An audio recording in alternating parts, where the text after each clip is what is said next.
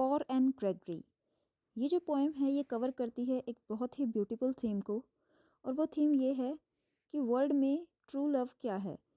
और वो यही है कि कोई भी पर्सन अगर आपको आपकी इंटरनल ब्यूटी के लिए लाइक करता है या पसंद करता है या उसके लिए आपको लव करता है तो वही ट्रू लव है। और अगर ऐसा ट्रू लव है तो वो कभी भी आपके आउटर अपीयरेंस से उस पर इम्पैक्ट नहीं होगा, ना ही वो आपके आउटर अपीयरेंस से अट्रैक्ट होगा, वो सिर्फ आपके इनर ट्रेट्स ही देखेगा। तो स्टेंजा 1 में पोएट जो है एन ग्रेगरी से कन्वर्स कर रहे हैं, कुछ कह रहे हैं, बात कर रहे हैं। Never shall a young man thrown into despair by those great honey coloured ramparts at your ear love you for yourself alone and not your yellow hair. अब पोएट जो है वो क्या समझाने की कोशिश कर रहा है एन ग्रेगरी को कि सपोज कोई पर्सन तुम्हें प्रपोज करता है या तुम्हें लव करता है और तुम उसको रिजेक्शन दे देती हो, रिजेक्ट कर देती हो, और वो पर्सन डिस्पेयर में चला गया, सैड हो गया, तो इसका मतलब ये नहीं है कि वो तुमसे ट्रू लव करता है। तुम्हारे रिजेक्ट करने से कोई पर्सन अगर सैड हो गया तो इसका मतलब ये नहीं होता कि वो तुम्हें लव करता है। हो सकता है वो तुम्हारे सिर्फ आउटर अपीयरेंस के लिए ही तुमसे अट्रैक्ट हुआ हो। यहाँ आउटर अपीयरेंस कैसे रिप्रेजेंट किए हैं? Those great honey coloured ramparts. Ramparts क्या होते हैं? जैसे कोई कासल है या फोर्ट है, उसके चारों तरफ जो है बड़ी बड़ी दीवारें बना दी जाती है उसको प्रोटेक्ट करने के लिए। ऐसे ही जो एन ग्रेगरी है उसके ईयर्स पर उसके गोल्डन हेयर जो है वो गिरे हुए हैं, जो उसके फेस को हाइड कर रहे हैं या प्रोटेक्ट कर रहे हैं। तो वो कह रहा है कि तुम्हारे वो हनी कलर्ड हेयर जो हैं, जो तुम्हारे ईयर्स पर इस तरह से गिरे हुए हैं जैसे कि रैम्पर्ट्स हों, तुम्हारे फेस को हाइड कर रहे हैं, हो सकता है वो उन येलो हेयर को देखकर तुम्हारी तरफ अट्रैक्ट हुआ है। और अगर वो सैड हो गया है तुम्हारे रिजेक्ट करने से तो इसका मतलब ये नहीं है कि वो तुमसे ट्रू लव करता हो वो तुम्हारी सिर्फ आउटर ब्यूटी के लिए ही तुम्हें लव कर रहा है। ठीक है, तो मीन्स स्टेंजा 1 में वो यही जताने की कोशिश कर रहे हैं कि हर कोई पर्सन अगर आपको प्रपोज, आप किसी को रिजेक्ट कर रहे हैं प्रपोज करने पर, तो इस और वो सैड हो जाए तो दिस डजंट मीन कि वो आपकी तरफ अट्रैक्ट है टुवर्ड्स योर इनर ब्यूटी। ठीक है, जो ट्रू लव होगा that will be attracted towards your inner beauty only. यहाँ पोएटिक डिवाइस देख लेते हैं, दिया है मेटाफर। मेटाफर कहाँ से? लिखा है honey coloured ramparts at your ear. अब यहाँ पे जो आपके हेयर हैं एन ग्रेगरी के, उनको कंपेयर कर दिया रैम्पर्ट्स के साथ, जो टॉल वॉल्स होती हैं उनके साथ कंपेयर कर दिया, कोई एज और लाइक नहीं लगाया। ठीक है, तो ये मेटाफर है। देखते हैं नेक्स्ट कमिंग स्टेंजास में एन ग्रेगरी क्या कहती है और पोएट उसके कैसे रिप्लाइज देता है।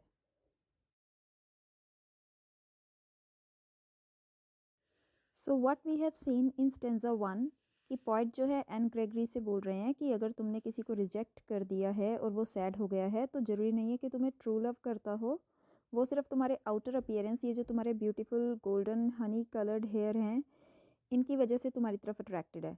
तो अब देखते हैं एन ग्रेगरी क्या कहती है।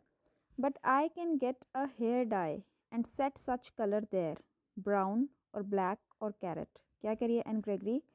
लेकिन मैं क्या करूँगी, एक हेयर डाई ले लेती हूँ और अपने बालों का जो कलर है वो क्या सेट कर देती हूँ, ब्राउन कर देती हूँ, ब्लैक कर देती हूँ या कैरेट कर देती हूँ। क्यों वो ये कलर्स क्यों कह रही है? क्योंकि जो पोएट है वो कह रहा है जो उसका नेचुरल हेयर का कलर है उसकी वजह से ही जो पर्सन है वो अट्रैक्ट हुआ है उसकी तरफ, वो कोई लव नहीं है।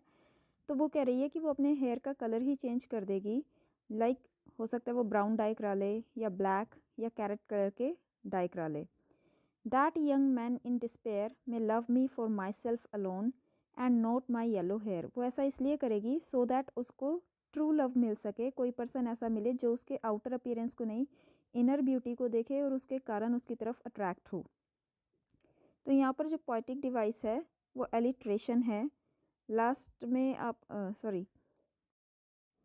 सेकेंड लाइन में अगर आप देखते हो सेट सच, तो सेट सच में एस एस साउंड आ रही है, यहाँ पर आपको एलिट्रेशन नज़र आ रहा है। और ये स्टेंजा जो है एक्चुअली पोएट की उस बात का रिस्पॉन्स है जो फर्स्ट स्टेंजा में पोएट ने एन ग्रेगरी से कही है। नाउ ये सुनने के बाद अब देखते हैं स्टेंजा 3 में क्या बोलेगा पोएट एन ग्रेगरी से। We have seen in stanza 2 कि कैसे एन ग्रेगरी ने रिस्पॉन्स किया था स्टेंजा 1 की बात का। और एन ग्रेगरी कहती है कि वो अपने हेयर का कलर ही चेंज करा लेगी सो दैट कि अब जो पर्सन है वो उसके हेयर को देखकर उसकी तरफ अट्रैक्ट नहीं होगा, उसकी इनर ब्यूटी को एक कारण ही उसकी तरफ अट्रैक्ट होगा।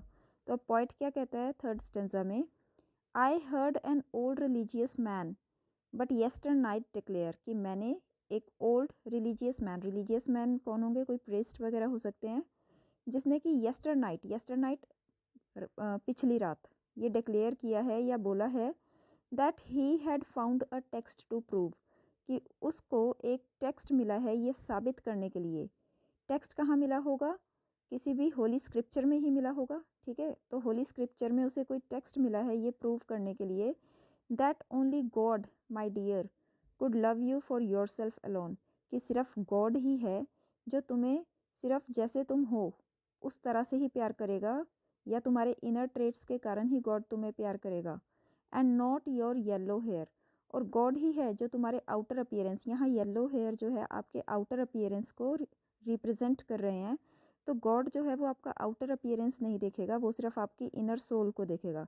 तो गॉड जो है वही एक अकेला ऐसा पर्सन है, या कह लो डिवाइन पावर है, जो आपको जैसे आप हैं वैसे ही लव करते हैं। वर्ल्ड में कोई आपको इस तरह से लव नहीं कर सकता। कहने का मतलब ये है कि वो एन ग्रेगरी को यही समझाना चाहता है कि चाहे वो कुछ भी कर ले, लेकिन लोग तो जो है उसके आउटर अपीयरेंस के कारण ही उसकी तरफ अट्रैक्ट होंगे, और गॉड ही है जो इनर ब्यूटी को देखेंगे। यहाँ पोएटिक डिवाइसेस देख लेते हैं। एनाफोरा, जैसे कि थर्ड और फोर्थ लाइन जो है दैट से स्टार्ट हो रही है, सो सेम वर्ड से स्टार्ट हो रही है, तो एनाफोरा है। देन आपका एलिट्रेशन, थर्ड लाइन में आप देखें ही हैड, एच साउंड है, और लास्ट की लाइन में अगर आप देखें योर येलो, वाई साउंड यहाँ पर है। So with this poem is over.